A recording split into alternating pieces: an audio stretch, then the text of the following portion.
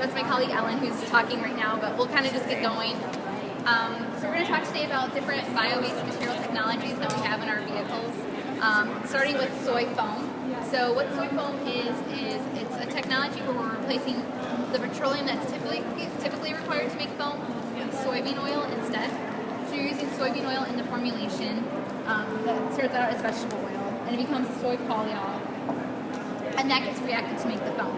And we first started this project in our group over 10 years ago. The first foams came out looking something like this. So it wasn't really encouraging, and we weren't sure if it could be done. But after years and years of formulation work, our group was able to develop a foam that met all of the requirements for automotive seating foam, for comfort, durability, safety, density, and we were able to pass those requirements. And then in 2007, we were able to launch the soy foam technology on the Ford Mustang for seat backs and seat cushions. And since that time, we've been able to migrate the technology to nearly all of the vehicles that we produce here in North America. And we're also using soy foam in headrests now. So 75% of our vehicles contain soy foam in the headrests. And this is really exciting for us because when we're able to add up all of the technology and all of the different applications, we're able to reduce our petroleum usage by over 4 million pounds every year. And we reduce our CO2 emissions in the life cycle of the product by over 15 million pounds.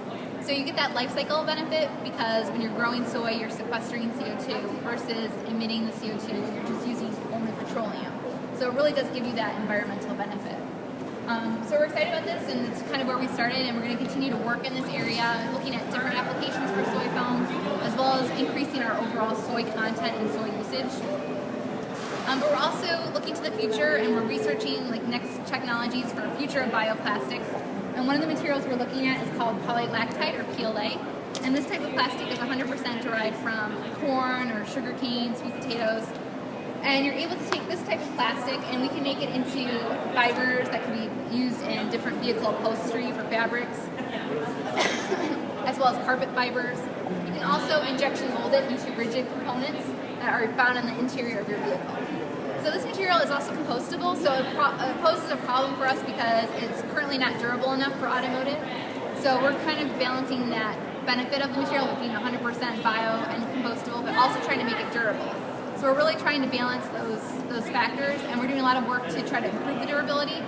So hopefully one day you'll find it in your future Ford vehicle. Are these all going to be sourced from the States, or? So the soy it's from North America. It's produced here in the Midwest. The soybeans are grown primarily in the Midwest. Right. So it's a crop that can be grown locally, but in different parts of the world you may use different crops depending on what makes sense locally. So you don't want to be shipping crops or chemicals around the world just to make a seed. You can do this, you can apply the same principles using castor beans or soy or palm oil, different things like that. Great, so let's turn over to Ellen. She's going to talk. So one of the other technology areas we're looking at is for our plastic composites, the molded plastics that Angela talked about. A lot of times they're reinforced or made stiffer with fiberglass or minerals. So if you think of your fiberglass bathtub or front door or something, that's the material we're talking about. And it's a very heavy material because of the glass and mineral content used. And we're trying to replace that with natural fiber. So not only do we make use of a renewable resource and sequester CO2 during the growth of those fibers, but we also make a lighter product. So if you feel that, and then that one, it's about half the weight. And we don't have that big of an improvement on all of the natural fiber composites we use, but we are working on developing the materials and tailoring them to the functions that we need. So these are applications that are already in use in your vehicle. This is, for example, a armrest substrate that goes inside your door.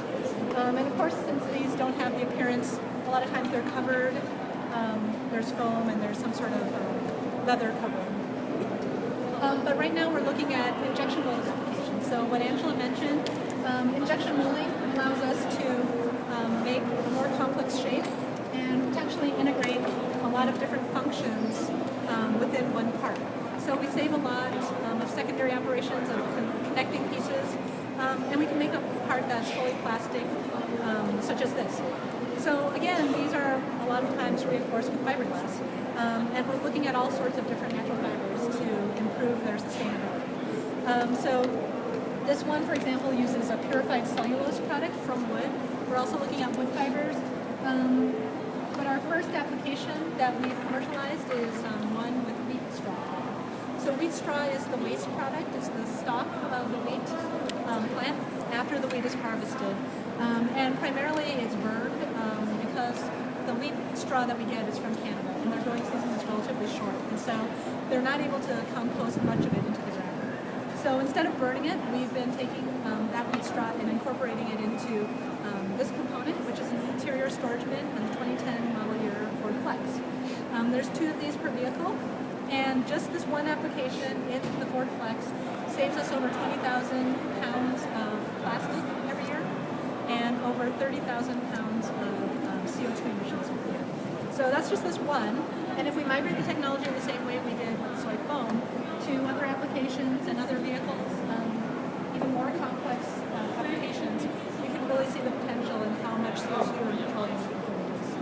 So in addition to wheat straw, we've also looked at other waste products like coconut fiber, and we have a partnership currently with Scott's Miracle Grow company, the lawn care company.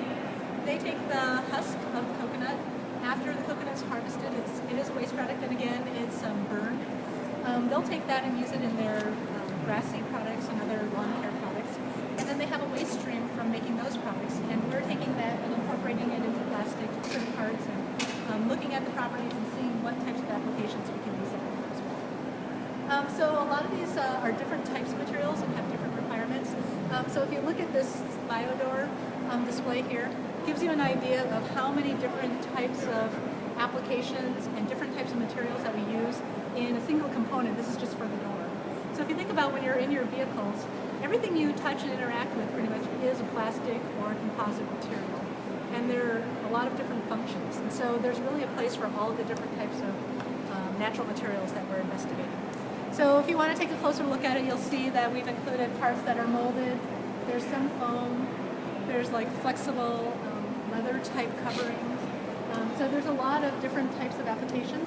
And you'll see the material that we've used for each one of these, as well as the material that it replaces, and an example of the renewable resource shown here. So this is just a thought starter. They're all prototype parts. They're not currently being used in production, but it gives you an idea of what the potential is in how much more sustainable this could be.